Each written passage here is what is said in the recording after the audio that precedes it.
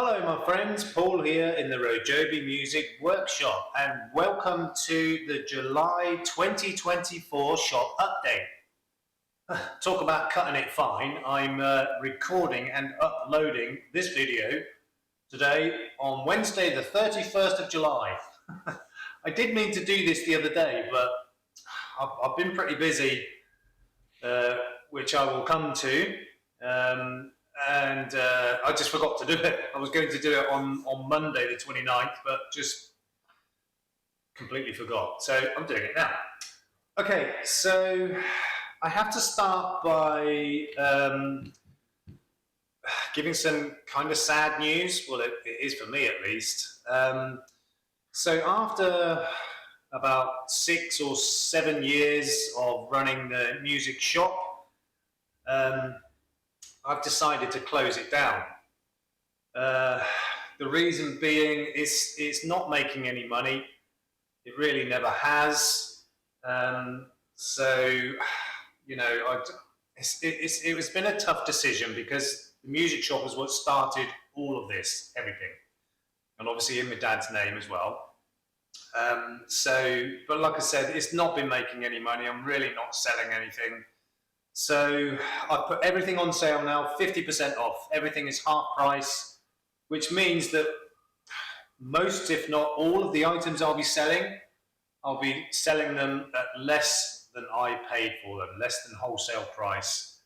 And it is kind of sad. And, you know, technically I'm making a loss, but because, you know, I bought most of the stuff so long ago, it's not going to notice, you know. So if I can sell some of the stuff off cheap, get some money in, then you know it's going to be something.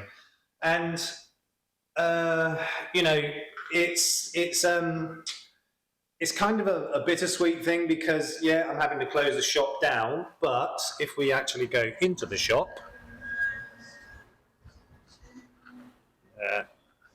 okay. So let me just turn the camera around. Okay, so we're actually in the shop now.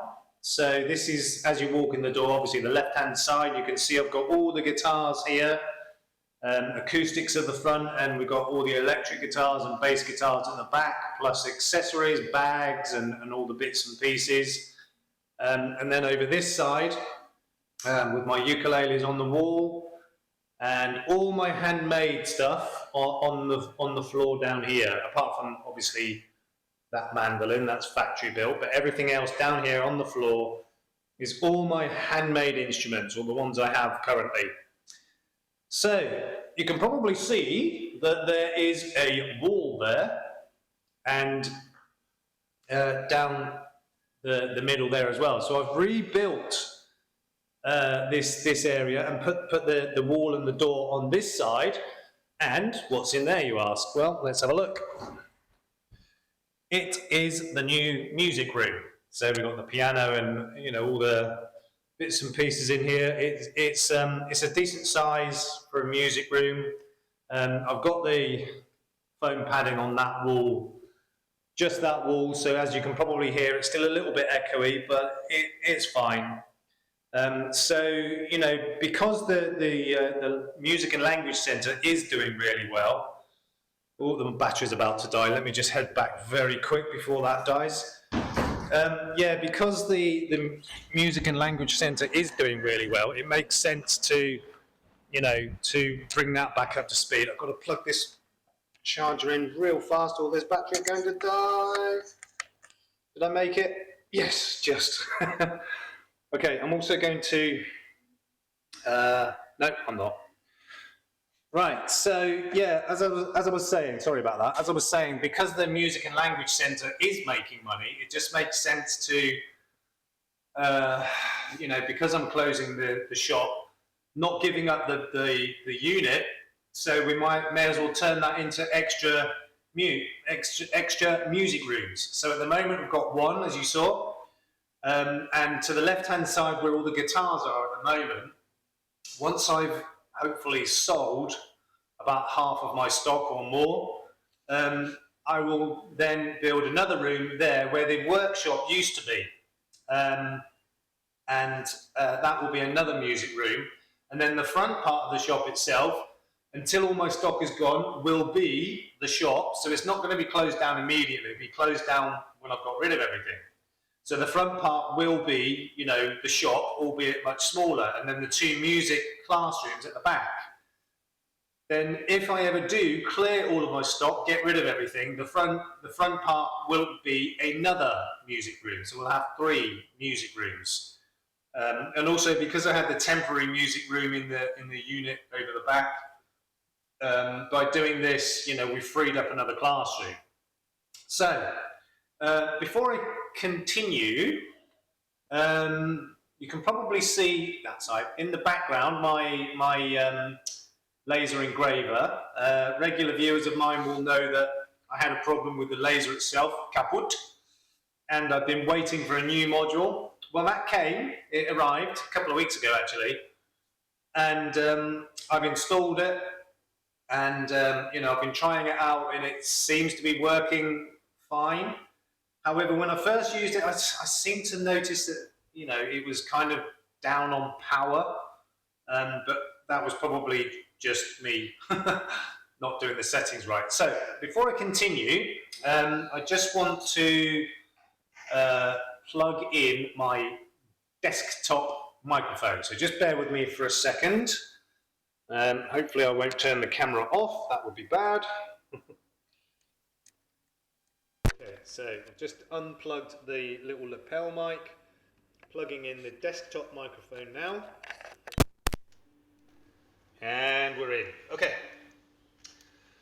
So, eagle-eyed viewers and regular viewers of my channel will probably notice that in the background the workshop now looks a bit different, obviously because I'd put the wall panels from the previous workshop in here all the way around, and I had to use those to build the music room. So now we're back to the original walls in the workshop, and to be honest, even though, you know, with those panels on there it looked good, it did make it kind of dark. So now that I've taken them all off and you know, used them to rebuild the music room, or build the new music room, it's quite a bit brighter in here now, because I do have a bit of a problem in here with lighting.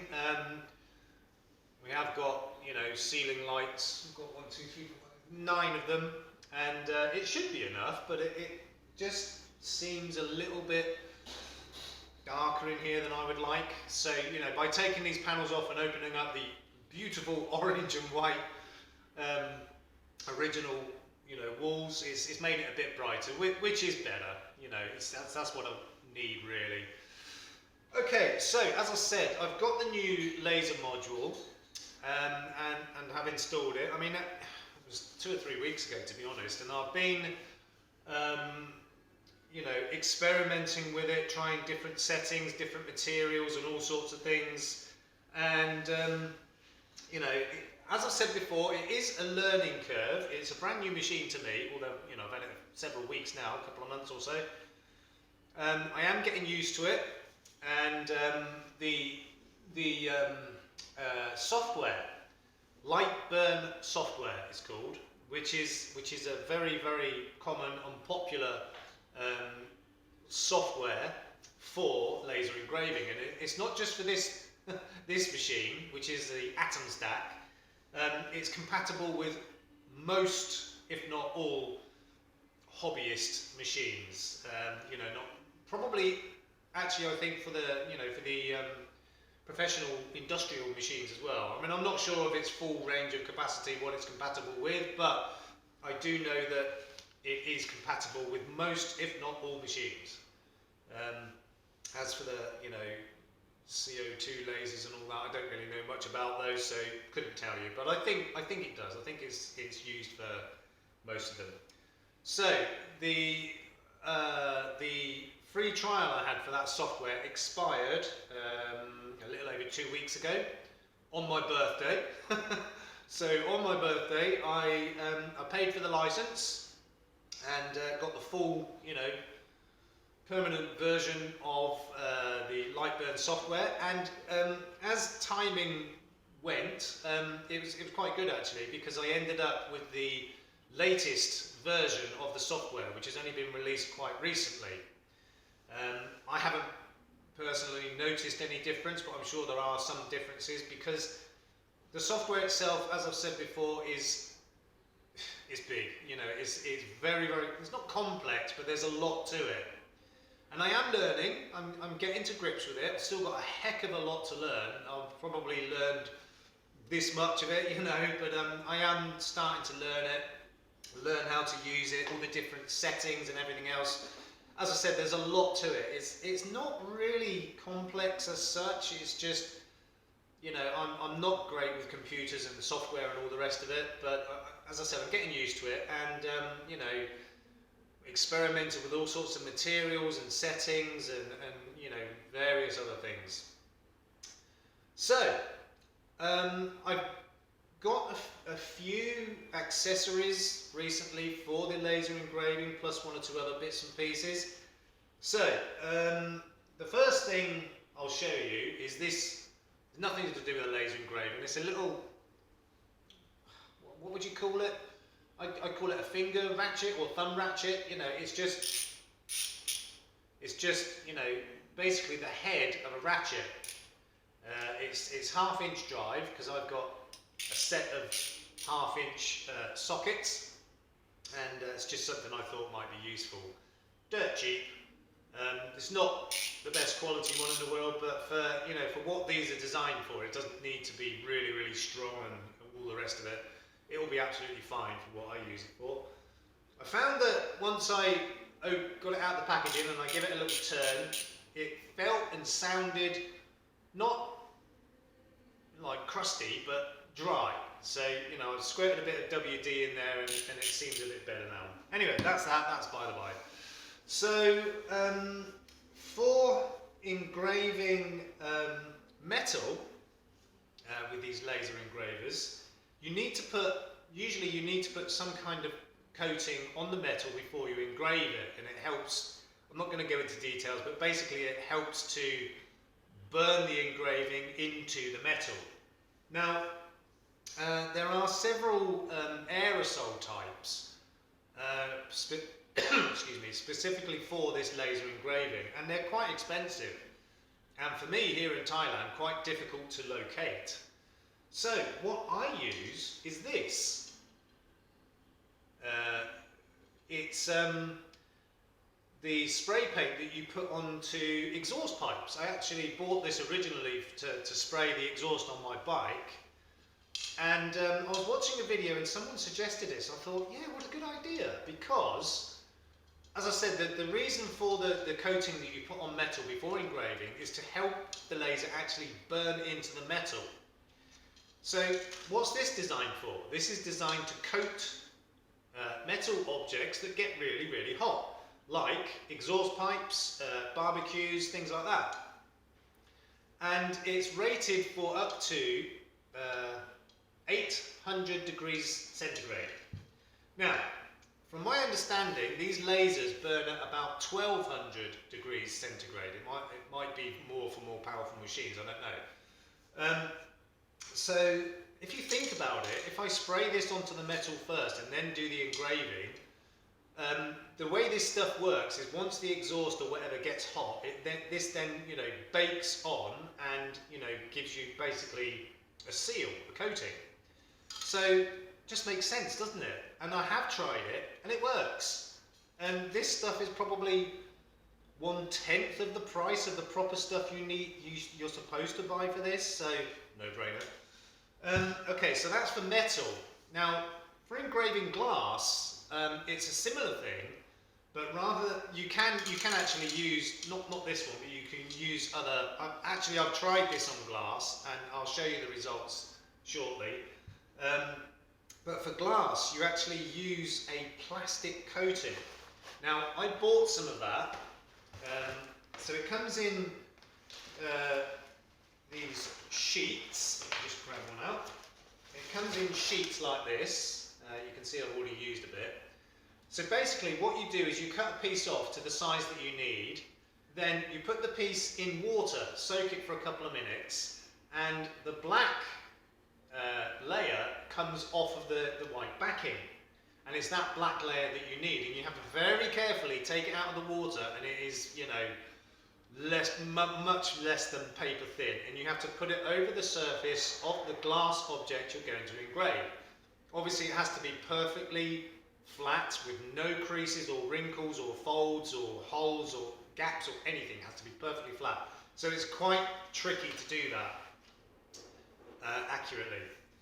And I'll show you some results of, things I've engraved with that as well.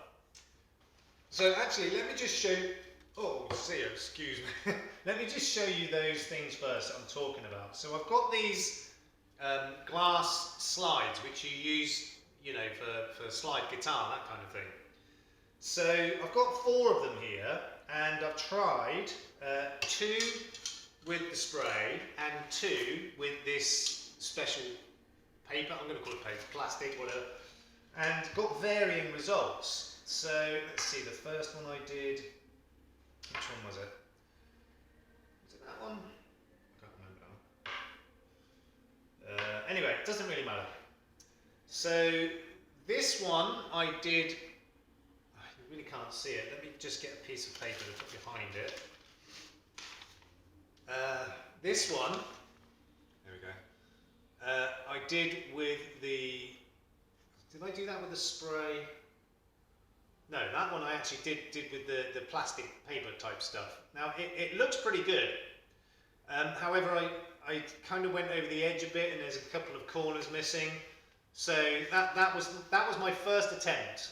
It's not perfect. It's got a few faded bits and a couple of bits missing. And then I tried with the spray paint, and this was one of the results I got. Now, this is the normal type of glass engraving where it doesn't usually come with a colour, so you can see that's much more faded than the other one. Let's just grab both of them without dropping.